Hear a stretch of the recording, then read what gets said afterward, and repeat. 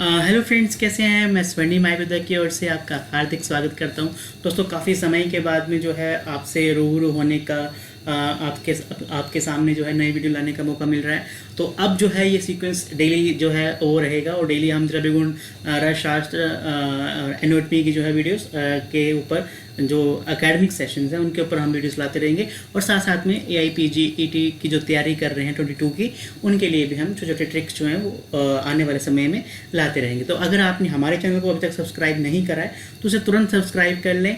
और हाँ, आप जो है हमारी ऐप जो है स्वर्णिम आयुर्वेदा ट्यूटोरियल ऐप जो है वो गूगल प्ले स्टोर से जो है वो डाउनलोड कर सकते हैं। ठीक है, ये स्वर्णिम आयुर्वेदा ट्यूटोरियल ऐप है जिसको आप गूगल प्ले स्टोर से जो है वो डाउनलोड कर सकते हैं और उसके ऊपर जो है आपको काफ़ी कुछ फ्री में और जितने भी हमारे प्लान्स हैं उनके बारे में आपको दिख जाएगा। इसके अलावा आप हमारी वेबसाइट स्वर्णिम आयुर्वेदा.in और स्वर्णिम आयुर्वेद.in दोनों वेबसाइट्स के ऊपर जो है वो जाके डिफरेंट तरह के फ्री टेस्ट और सारी जानकारी आप कलेक्ट कर सकते हैं। तो दोस्तों, ये था ऐप के बारे में। और 20 अक्टूबर से जो है 20 अक्टूबर से लेके 20 मार्च 2022 तक का जो है 6 मंथ का जो है क्लासरूम प्रोग्राम जो है ऑनलाइन जो है वो शुरू होने जा रहा है। तो इसको आपने अभी इनरोल कर लेना है। ठीक है, जो AIPGET 22 के लिए इंटरेस्टेड स्टूडेंट्स हों वो जल्दी से जल्दी इनरोल कर लीजिए। ठीक है, ताकि जो है वो आप अपने लक्ष्य को जल्दी हासिल कर पाओ। तो आज की इस वीडियो में हम बात करेंगे चरक विमान स्थान के फर्स्ट चैप्टर की। तो फर्स्ट चैप्टर जो है रस विमान अध्याय की हम बात करेंगे।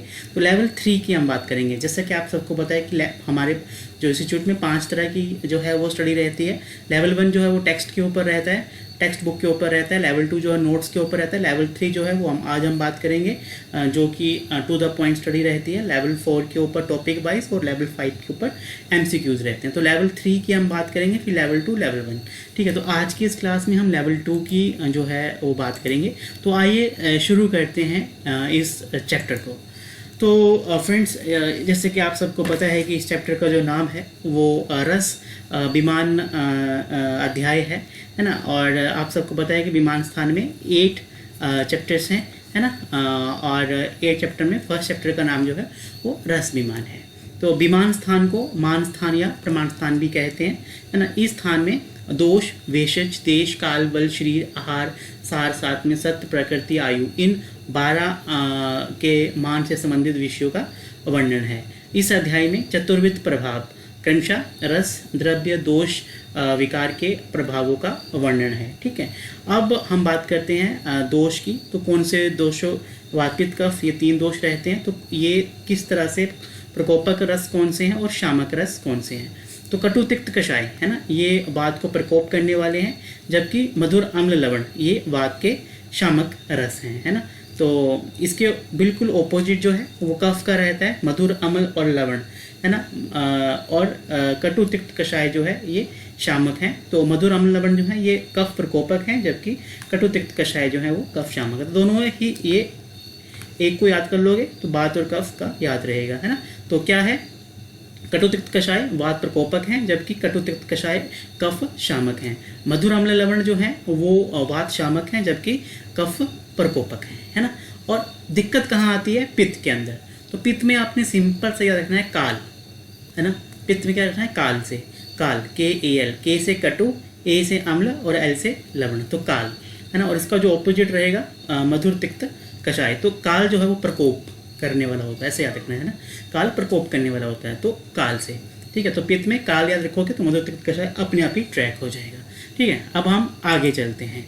तो रसों के विकल्प भेद जो होते हैं वो हमारे पास 63 हैं, जबकि तरतम भेद से ये असंख्य कहे गए हैं। ठीक है, चक्रपाणि ने प्रकृति समसंवेद व विकृति समसंवेद का वर्णन किया हुआ है, जबकि चरक ने केवल विकृति विषम संवेद का वर्णन करा हुआ है। भागवत ने समान प्रत्यरब्ध व विचित्र प्रत्यरब्ध माना हुआ है। अभी काफ़ी इंपॉर्टेंट बात आती है तेल, घृत और मधु के बारे में। ठीक है, तो तेल, घृत और मधु के बारे में इनका हम सेवन कर सकते हैं। ठीक है, लगातार, है ना। तो तेल का अगर हम आप सबको पता है कि तेल का अगर हम सेवन करते हैं, तेल का अगर हम प्रयोग करते हैं तो ये वात शामक होता है, घृत का करते हैं तो ये पित्त शामक होता है, मधु का करते हैं तो ये कफ शामक होता है। अब तेल क्यों कफ वात शामक होता है? क्योंकि इसके अंदर स्निग्ध, उष्ण और गुरु गुण होता है। क्या होता है? स्निग्ध, उष्ण और गुरु गुण होता है। तो आप इसको याद रख सकते हो USG, है ना, अल्ट्रासोनोग्राफी से। U से उष्ण, S से स्निग्ध और G से गुरु। तो उष्ण, स्निग्ध और गुरु गुण के कारण जो है तेल जो है वो वात शामक होता है। घी पित्त शामक होता है ड्यू टू MMS से, याद रखना है, MMS से, मधुर, मंद और शीत, है। तो मधुर, मंद और शीत के कारण ये घी जो है वो पित्त शामक रहेगा, ठीक है। और मधु की अगर हम बात करें तो ये कफ शामक रहता है। तो इसको आपने याद रखना है करोती से। करोती, क से कषाय, र से रुक्ष और त से तीक्ष्ण।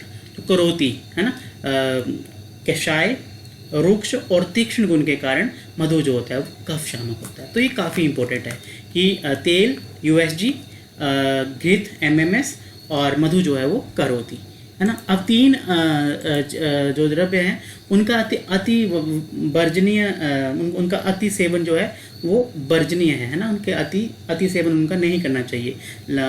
तो कौन कौन से हैं? पिपली, क्षार और लवण, है ना। ये तीन द्रव्य हैं जिनका लगातार सेवन नहीं करना चाहिए, है ना। अब इन्हीं के ऊपर हम बात कर लेते हैं। सबसे पहले हम बात करते हैं पिपली की। तो इसका जो निमोनिक है वो है कमा गुड सैलरी। क्या है? कमा गुड सैलरी। तो के से कटु रस होता है, मधुर से मधुर विपाक होता है ना। तो क्या है? कमा गुड सैलरी। तो के से कटु रस है, मधुर से माँ से जो है मधुर विपाक है, ठीक है। और जो है ए से जो है अनुष्ण है, ठीक है। गुड से गुरु है और स्निग्ध से सैलरी से स्निग्ध है। तो कमा गुड सैलरी। के से क्या है? कटु रस रहेगा। एम से क्या है? मधुर विपाक रहेगा। ए से क्या है? अनुष्ण रहेगा। जी से गुड से क्या है? गुरु रहेगा। और सैलरी से क्या है? स्निग्ध रहेगा। आपद भद्रा, है ना, आपद भद्रा कहा गया है। फिर उसके बाद में प्रक्लेदी है और क्या है हमारे पास? ये योग वाहिनी है, ठीक है। तो ये तीन चीज़ें जो हैं वो आपने यहाँ पे याद रखनी है, ठीक है। तो ये हमारे पास यहाँ पे हो गया, है ना। तो आपद भद्र का केवल शब्द पूछ लेता है इंटरव्यूज के अंदर कि आपद भद्र से क्या रहते हैं। तो कुछ देर के लिए जो शुभ कारक हो उसे आपद भद्र कहते हैं, आपद भद्र कहते हैं, ठीक है। प्रक्लेदी है और योग वाहिनी है ना। और गुरु और क्लीन होने के कारण कफ को बढ़ाता है, उष्णता से पित्त को बढ़ाता है। उष्ण और स्निग्ध होने से इसका वात में कोई यूज नहीं है। पिपली अति सेवन से दोष संचय अनुबंध, ना, दोषों का संचय करती है ना। तो दोष संचय अनुबंध कहा गया है। तो ये कमा गुड सैलरी अगर आपको आएगा तो आप इसको इजीली ट्रैक कर लोगे। कटोरस रहेगा, मधुर विपाक रहेगा, गुरु अनुष्ण रहेगा, गुरु और स्निग्ध रहेगा, आपद भद्र है, प्रक्लेदी है, योग वाहिनी है ना, और दोष संचय अनुबंध। अब सेकंड वन आता है जो है वो हमारे पास क्या आता है? क्षार के बारे में, है ना। तो क्षार को आपने याद रखना है लूट से, लूट, है ना। क्षार को हमने लूट से। तो L से लघु, U से उष्ण और T से तीक्ष्ण, ठीक है। तो लघु, उष्ण और तीक्ष्ण रहेगा। तो प्रथम सबसे पहले ये क्लेद कारक होता है, उसके बाद ये शोषण करता होता है। केश, अक्षि, हृदय, है ना, इन सब के लिए ये घातक होता है, ठीक है। उसके बाद में खालित्य, हृदय परिकर्तिका, है ना, शांड्यता, अंध्यता, है ना, ये सब पैदा करता है। और प्राचीन देशवासी जो है इससे अधिक ग्रसित होते हैं क्योंकि वो क्षार वाली चीज़ों का ज़्यादा सेवन करते हैं, ठीक है। उसके बाद में थर्ड वन जो है वो लवण है। क्या है? लवण है ना। तो लवण जो रहेगा इसको आप तू से भी याद रख सकते हो, ठीक है। या फिर टाटा का उत्तम नमक, है ना। टाटा का, टी से मतलब टाटा ओबियसली नमक है टाटा का, तो टाटा का उत्तम, यूज यू, तो यू, है ना, उत्तम यू। तो टी से मतलब तीक्ष्ण, यू से मतलब उत्तम और नमक, है ना। तो नमक तो मतलब लवण, ठीक है। तो इस ऐसे या तू से याद रख सकते हो, तीक्ष्ण और उष्ण। आल्सो दोष संचय अनुबंधा इफ यूज इन अति मात्रा। उसके बाद में आपद भद्र इसके लिए भी आया है। उपक्लेदी है, विसंसरण है ना। जो है अन्न द्रव्य रुचिकरम है, रोचन पाचन क्लेद, है ना।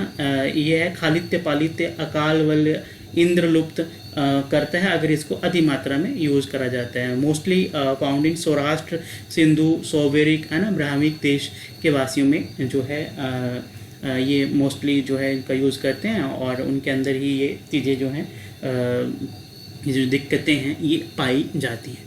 तो हमने क्या देखा, पिपली के बारे में देखा, क्षार के बारे में देखा और लवण के बारे में देखा। तो यहाँ से क्वेश्चन बन जाता है ना।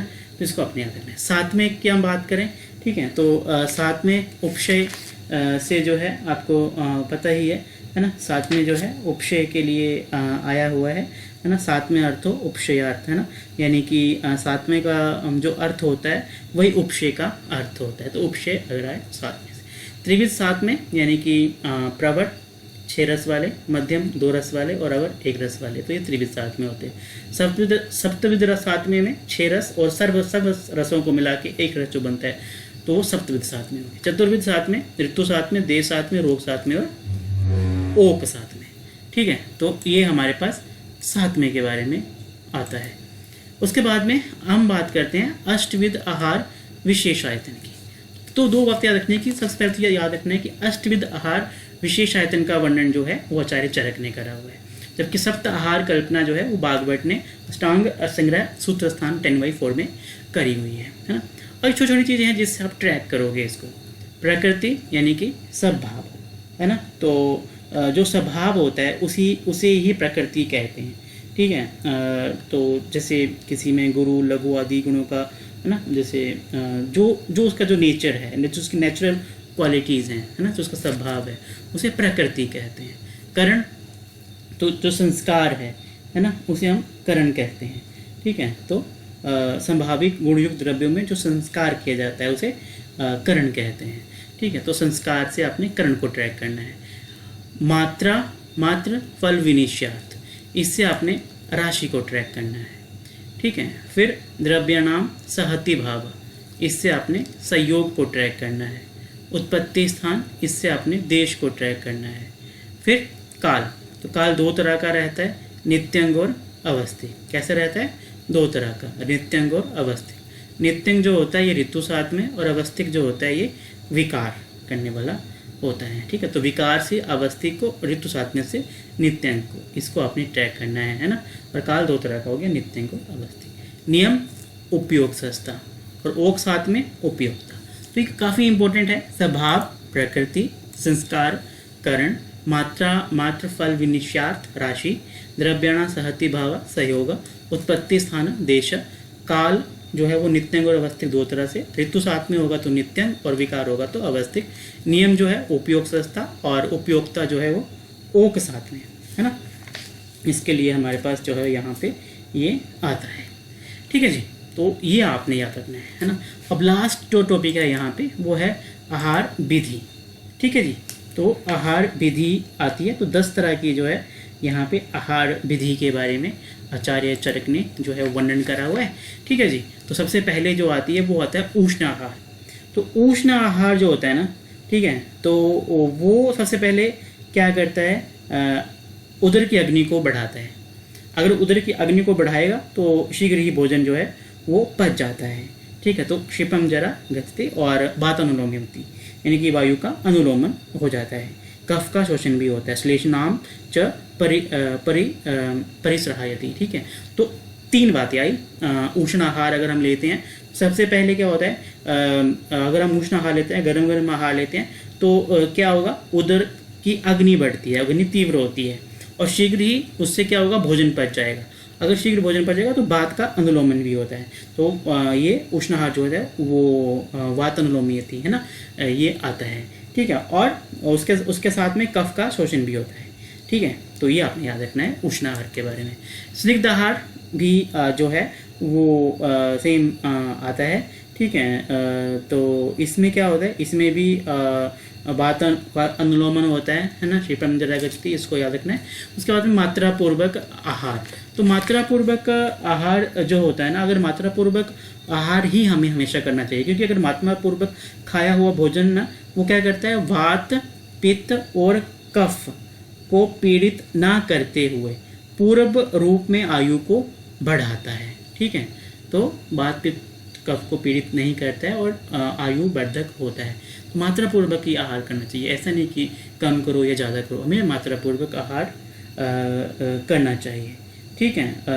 तो उसके बाद में आहार जीर्ण होने पर, तो पहले का जो खाना है ना, वो पच गया है, ठीक है, उसके बाद में ही हमें आहार का जो है वो यूज़ करना चाहिए, खाना चाहिए, क्योंकि अजीर्ण में भोजन करने वाला खाया हुआ आहार पहले आहार के ना पचे हुए रस को बाद के आहार के रस के साथ मिश्रित करके क्या करेगा, सर्वान दोषान प्रकोप करेगा, सभी दोषों को प्रकोपित, शीघ्र प्रकोपित करता है। इसलिए क्या करना चाहिए, आहार जीर्ण होने पर ही अगला जो है वो भोजन करना चाहिए। वीर्य अविरुद्धम, ठीक है, अविरुद्ध वीर्य वाले आहार, जो आहार वीर्य से परस्पर विरुद्ध ना हो उसे खाना चाहिए, ठीक है। उससे क्या होगा, विकारों से बंदा आक्रांत नहीं होता है। इष्ट देश और इष्ट उपकरण, मतलब अच्छे अच्छे उसमें बर्तन में, है ना, और जहाँ मन हो ऐसे अच्छे अच्छे रेस्टोरेंट या इष्ट देश वही हुआ है ना, तो क्या होता है, बड़ा अच्छा लगता है, जिससे कि मन खुश होता है, मनोविकार नहीं होते, ठीक है। तो ये हो गया, ठीक है। उसके बाद में हमारे पास अति द्रुत है ये, है ना, अति द्रुत मतलब अति शीघ्रता से, तो अति शीघ्रता से भी भोजन नहीं करना चाहिए। अति उचित रूप से अपने स्थान में नहीं ठहर पाता है अगर हम जो है अति शीघ्रता से भोजन करेंगे तो, है ना। और बड़ी देरी से भी नहीं करना है।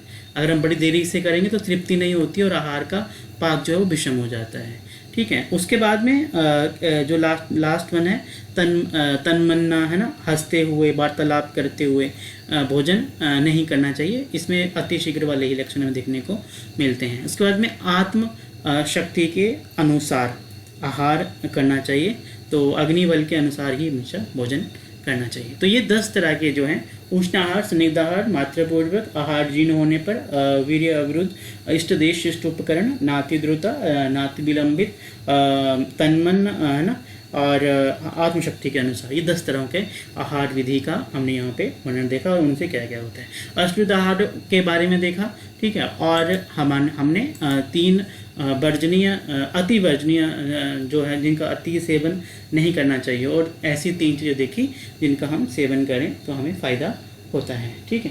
तो सबसे पहले, फिर उससे पहले हमने वात पित्त कफ के जो हैं, जो हमारे दोष हैं, उन कौन से शामक रस होते हैं, कौन से प्रकोपक रस होते हैं।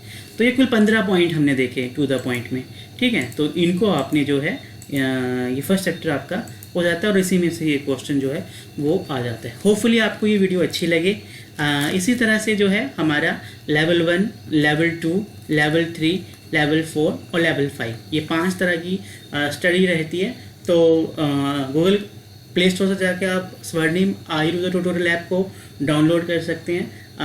और 20 अक्टूबर से 20 मार्च तक जो है वो हमारा 6 मंथ का क्लासरूम प्रोग्राम शुरू होने वाला है, तो इसको भी आप ज्वाइन कर सकते हैं। इसके अलावा छोटे छोटे जो हैं कोर्सेज जो हैं वो ऐप के ऊपर आप देख सकते हैं। अगर आप चाहते हैं जैसे विमान स्थान करना है तो वो अलग से रहेगा, आप उसका अलग से कर सकते हैं। उसके रिकॉर्डिंग्स 5 लेवल्स की आपको वहाँ मिल जाती हैं। आपका सूत्र स्थान है, आपका निदान स्थान है, जो भी आप करना चाहो वो ऐप के ऊपर आपको मिल जाएगा। कोई कन्फ्यूज़न हो तो आप हमें कॉल कर सकते हैं, व्हाट्सएप कर सकते हैं, ठीक है, और हमारी वेबसाइट के ऊपर विजिट कर सकते हैं। अगर आपको ये वीडियो पसंद आएगा तो उसको लाइक करिएगा, शेयर करिएगा, ठीक है। और हाँ, अगर आप AIPGT 2022 की तैयारी कर रहे हो तो ज़रूर हमारे साथ तैयारी करिए। आप अपने लक्ष्य को हासिल करने में 110% जो है वो कामयाब रहेंगे। तो मिलते हैं कल अगले वीडियो में, जिसमें हम बात करेंगे अगले टॉपिक्स के ऊपर। चलिए।